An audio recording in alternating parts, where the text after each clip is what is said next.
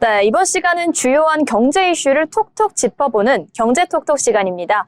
오늘도 편지혜 기자와 함께합니다. 어서 오세요. 네, 안녕하세요. 네, 오늘도 다양한 이슈 준비해 주셨는데요. 먼저 토지거래 허가구역과 관련된 소식입니다. 정부가 서울 전역과 경기 12개 지역을 토지거래 허가구역으로 지정한다고 발표를 했는데요. 이제부터 이 지역에서는 땅이나 집을 사고 팔려면 구청의 허가를 받아야 하고요. 계약 후 4개월 안에 전업, 그리고 2년 이상 실거주해야 된다는 의무가 생깁니다. 투기를 차단하기 위한 것이 목적이지만 정작 시장에서는 수요자만 더 불편해진다, 이런 반응도 만만치 않게 나오고 있는데요. 오늘 경제톡톡의 첫 번째 이슈, 편지혜 기자와 함께 알아보도록 하겠습니다. 전해주시죠. 네, 이번 조치는 정부가 부동산 과열을 잡기 위한 강력한 조치로 평가되고 있습니다. 지난 10월 15일 서울 전역과 함께 경기 12개 지역이 토지거래 허가구역으로 지정됐습니다. 해당 구역에서 주택을 거래하려면 관할 구청의 허가가 필요하고, 그리고 매수자는 4개월 이내에 전입신고해야 하며 2년 이상 실거주해야 합니다. 결국 전세 끼고 사는 집, 갭투자는 사실상 막힌 셈입니다. 갭 투자를 전면적으로 차단하겠다는 정부의 의도가 완연히 잘 드러나는 상황인 것 같습니다. 그렇다면 정부는 이번 조치로 어떤 효과를 기대하고 있는 상황일까요? 크게 세 가지입니다. 첫 번째로는 투기성 거래 차단입니다. 올해 서울 주요 지역 아파트 거래 중 약 23%가 법인과 다주택자 거래였다는 통계가 있습니다. 허가제와 실거주 의무를 통해 이런 거래를 줄이겠다는 겁니다. 두 번째로는 가격 안정 효과입니다. 한국부동산원 자료에 따르면 토지거래 허가제가 시행된 지역의 거래량은 평균 20에서 30%가 감소됐고, 단기 가격 상승률도 절반 이하로 둔화되는 경향이 있었습니다. 세 번째로는 풍선 효과 방지인데요. 강남만 규제할 때마다 인근 지역으로 수요가 몰리는 현상이 반복이 됐는데, 이번에는 서울 전역을 묶어 수요 이동 통로 자체를 차단했습니다. 그렇군요. 그런데 이번 11호 대책에는 대출의 규제 역시 함께 발표가 됐다고 합니다. 그렇습니다. 정부는 이번 대책에서 고가주택 대출 한도를 크게 낮췄는데요. 시가 15억 원 초과주택은 최대 4억 원, 25억 원이 넘는 초고가주택은 최대 2억 원까지만 주택담보대출을 가능하도록 조정했습니다. 이 조치는 내국인 전체에 적용된 대출 규제 강화인데요. 문제는 외국인은 이 규제 적용이 제한적이라는 점입니다. 굉장히 논란이 되고 아이러니한 포인트인 것 같습니다. 외국인은 오히려 규제를 덜 받는다, 이런 포인트 맞을까요? 네, 완전히 제외된 것은 아니지만 사각지대가 존재했습니다. 국내 은행에서 직접 대출받는 경우에는 동일한 규제가 적용이 되지만, 외국인이 본국 금융기관이나 해외 자금으로 주택을 매입할 때는 이번 한도 규제에서 사실상 제외되는 구조입니다. 그래서 일부에서는 내국인만 옥죄고 외국인은 빠져나간다는 지적이 나오고 있습니다. 서울시의회 김혜지 의원도 이번 국정감사 논평에서 외국인의 국내 부동산 매입이 급증하고 있는데 정작 대출 규제나 자금 출처 조사는 내국인만 해당된다고 비판했습니다. 실제로 법무부 통계에 따르면 지난해 서울 아파트를 매입한 외국인 4명 중 1명이 중국인이었고, 이 중 상당수가 국내 금융권 대출이 아닌 해외 자금 유입을 통해 거래한 것으로 나타났습니다. 결국 이 대출 규제 강화에도 빈틈, 즉 CCTV의 사각지대가 존재하고 있는 것 같습니다. 맞습니다. 정부는 이번 조치가 투기 억제용이라고 강조했지만, 대출 규제 사각지대가 존재하면 시장에서는 형평성 논란이 더 커질 수가 있습니다. 특히 외국인 자금이 수도권 핵심 지역으로 유입될 경우 토지거래 허가제의 효과가 악화될 수 있다는 우려가 있습니다. 그렇다면 문재인 정부 시절과 비교하면 좀 어떤 차이가 있을까요? 문재인 정부도 2019년 이후 토지거래 허가제를 단계적으로 확대했습니다.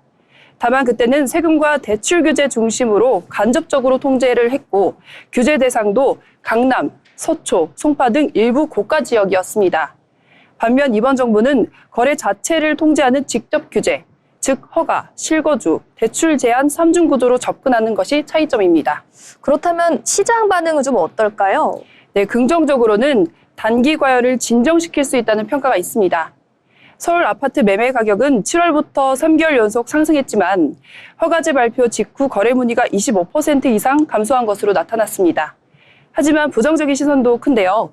중저가 주택은 규제 대상이지만 초고가 오피스텔은 빠져 있어 형평성 논란이 불거졌습니다. 대출 규제 역시 내국인만 묶이면서 역차별 지적이 나오고 있습니다. 그렇다면 앞으로 부동산 시장의 흐름에 대해서 전문가들은 어떤 전망을 갖고 있을까요? 네, 단기적으로는 거래가 줄고 가격 상승세가 꺾일 가능성이 크다고 보고 있습니다. 한국은행 보고서에 따르면 토지거래 허가제가 시행된 지역은 3개월 내 거래량이 평균 30%가량이 감소합니다. 하지만 장기적으로는 공급 부족이 여전히 문제인데요. 올해 수도권 주택 인허가 물량은 전년 대비 18%가 감소했고 서울 신규 분양은 5년 평균 절반 수준에 그쳤습니다. 공급이 따라가지 못하면 규제 완화 시 가격이 다시 오를 여지가 있습니다.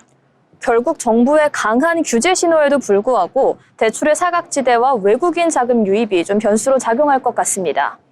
그렇습니다. 이번 조치는 분명 투기 억제를 위한 강력한 신호이지만 규제의 형평성과 정책 일관성, 그리고 공급 대책이 함께 뒷받침돼야 부동산 시장이 안정성 있는 균형을 되찾을 수 있다고 보고 있습니다. 네, 단기적으로는 과열을 누를 수 있지만 장기적인 해법은 여전히 과제로 남아있는 상황인 것 같습니다. 이렇게 토지거래 허가구역에 대한 얘기까지 알아봤는데요. 다음 이슈 살펴보도록 하겠습니다. 올해만 한국 부자 2,400여 명이 해외로 떠나고 있다는 보도가 나왔습니다. 세금과 불안, 그리고 삶의 질까지 정말 다양한 요인으로 인해 탈한국 현상이 빨라지고 있다. 이런 분석이 나오고 있는데요. 네, 영국의 투자이민 컨설팅사 헨리앤파트너스가 발표한 보고서에 따르면 100만 달러, 약 하나로 13억 원 정도인데요. 이상의 유동자산을 보유한 그 개인 중 올해 한국에서 2,400명 이상이 순유출될 것으로 예상했습니다. 이것은 지난해보다 2배 이상 증가한 규모로 한국은 영국, 중국, 인도에 이어서 세계 4번째로 많은 순유출국으로 기록되기도 했습니다. 그렇다면 왜 이렇게 많은 부자들이 한국을 떠나는 걸까요? 핵심 이유는 3가지였습니다. 첫 번째 이유는 조세 부담이었습니다. 한국의 상속세율은 최고 50%였는데요. 주식 등 대기업 오너일 경우 할증을 포함하면 최대 60%까지 올라갑니다. OECD 회원국 평균이 약 15에서 20% 수준인 것을 감안하면 세계 최고 수준이라고 합니다. 자산가 입장에서는 세금 회피 목적의 이민이 늘 수밖에 없다는 지적이 나오고 있습니다. 두 번째 이유로는 정치와 경제 불확실성으로 꼽혔는데요. 보고서에서도 경제 및 정책 불안 요인을 주요 배경으로 꼽았습니다. 부동산 규제, 세금 정책 변화가 잦고 기업 경영 환경도 예측하기 어렵다는 점이 거론됩니다. 세 번째로는 교육과 거주 환경이었습니다.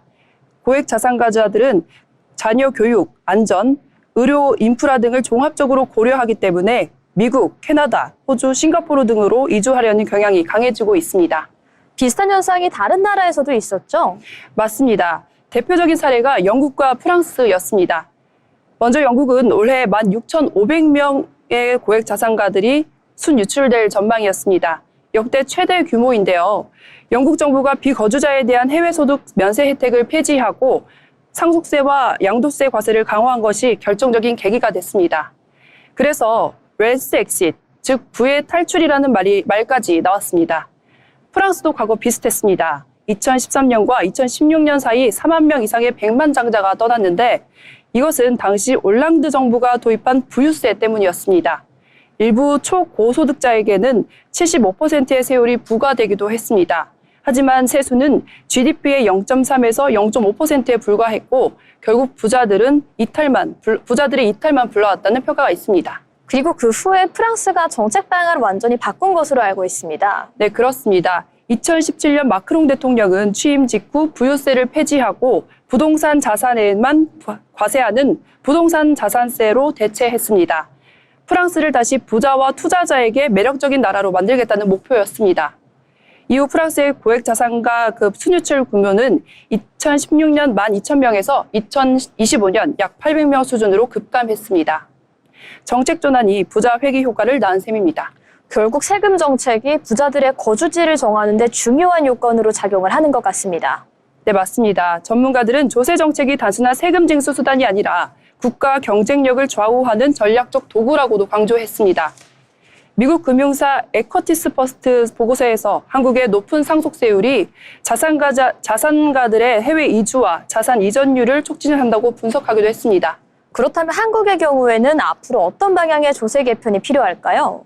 전문가들은 크게 2가지로 보고 있습니다. 하나는 상속과 증여세율의 합리화, 다른 하나는 기업 투자와 고용 창출형 인센티브 강화로 보고 있습니다.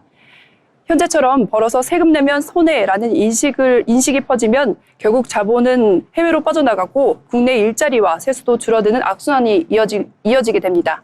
결국 부자 증세가 아니라 부자 유지 전략으로 세제가 개편돼야 될 것 같습니다. 그렇습니다. 조세 형평성도 중요하지만 지나친 부담은 결국 자본 이탈과 세수 감소라는 역효과를 낳습니다. 프랑스와 영국의 사례가 그 교훈을 보여주는데요. 투자, 고용, 기부로 경제에 환원하는 선순환 구조를 만드는 것이 진짜 공정한 부자 정책이라는 지적이 많습니다. 네, 세금은 나라의 근간이지만 그 방향에 따라서 부가 떠날 수도 그리고 머물 수도 있다는 점 기억해 주시면 될 것 같습니다. 다음 이슈입니다. 내년부터는 모든 금융권의 무증빙 해외 송금의 한도가 연간 10만 달러로 통일된다고 하는데요. 지금은 은행 10만 달러, 핀테크나 증권사 등은 5만 달러로 나눠져 있는 상황입니다. 이제는 한 번에 묶어서 해외 송금 통합 관리 시스템으로 운영이 된다고 하는데요. 자세한 내용 전해주시죠. 네, 내년부터 정부가 해외 송금 통합 관리 시스템을 전면 가동합니다. 기획재정부에 따르면 내년 1월부터 시중은행은 물론 핀테크, 카드사, 증권사까지 모든 업권의 무증빙 송금이 개인별 연간 10만 달러, 한화로는 1억 4천만 원 정도 한도로 통합됩니다. 그동안 은행은 10만 달러, 핀테크와 카드사는 각각 5만 달러 한도로 적용해 왔는데 여러 기관을 돌며 송금하면 증빙 없이도 1인당 100만 달러 이상을 보낼 수 있는 구멍이 있었다고 합니다. 결국 그 꼼수 송금을 막겠다는 취지다 이렇게 이해할 수 있을 것 같습니다. 그렇습니다. 기획재정부 구윤철 부총리는 핀테크에서 5만 달러를 보내고 카드사에서 또 5만 달러를 송금을 해도 중복 확인이 되지 않는다며 모든 업권을 통합해 외화 유출을 원천 차단하겠다고 밝혔습니다.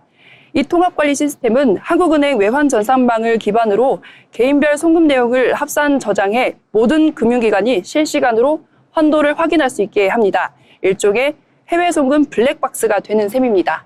이렇게 해외 송금과 관련된 고삐를 바짝 쬐는 배경이 또 있을 것 같습니다. 네, 배경에는 두 가지가 있습니다. 첫 번째로는 외화 유출 방지, 두 번째로는 달러 보유고 감소 대비입니다. 한미 통상협상 결과에 따라 한국의 달러 보유액이 상당폭 줄어들 가능성이 제기됐습니다. 정부는 외환 시장의 불안 요인을 미리 차단하기 위해 송금 관리부터 강화하겠다는 겁니다. 또한 이재명 대통령의 공약이었던 원화 스테이블 코인 도입 논의도 영향을 줬습니다. 스테이블 코인을 운영하려면 외환 흐름이 명확히 추적돼야 하기 때문에 시스템 구축이 선행돼야 한다는 판단입니다. 그럼 내년 1월부터는 모든 송금이 한눈에 보이게 되겠네요. 네, 맞습니다. 이달 말부터 시범 운영을 거쳐 내년 1월 정식 출범하게 됩니다. 정부는 이 제도가 시행되면 은행과 핀테크 간 한도 형평성이 맞춰지고 업권별로 나누어서 송금 데이터를 통합함으로써 분할 송금, 우회 거래 같은 불법 외화 반출을 막을 수 있을 것으로 기대하고 있습니다. 아무래도 핀테크 산업에도 영향이 있을 것으로 추정이 됩니다. 네, 단기적으로 불편이 있을 수 있습니다. 소액 해외 송금 업체만 26곳, 그리고 여기에 카드사와 증권사를 포함하면 30곳이 넘는데요. 이들 입장에서는 송금 속도와 편의성이 떨어질 수 있다는 우려가 있습니다. 다만 정부는 한도를 맞추는 대신 신속하고 합법적인 송금 서비스를 개발을 유도하겠다고 밝히고 있습니다. 네, 결국 외화 관리가 강화되면서 이제 무증빙 송금도 실시간으로 감시받는 시대가 열린 것 같습니다. 그렇습니다. 자금 세탁, 그리고 해외 불법 투자, 환치기 같은 그 불법 거래를 막는 효과도 기대하고 있습니다. 정부는 외환 건전성을 지키는 최소한의 안전장치라고 강조하기도 했습니다. 네, 내년부터는 외화 송금도 투명성의 시대에 돌입했다 이렇게 요약할 수 있을 것 같습니다. 오늘도 이렇게 중요한 경제 이슈 잘 정리해서 알려주셨는데요. 저희는 다음에 조금 더 알찬 내용으로 돌아오도록 하겠습니다. 지금까지 편지혜 기자와 함께하는 경제톡톡이었습니다.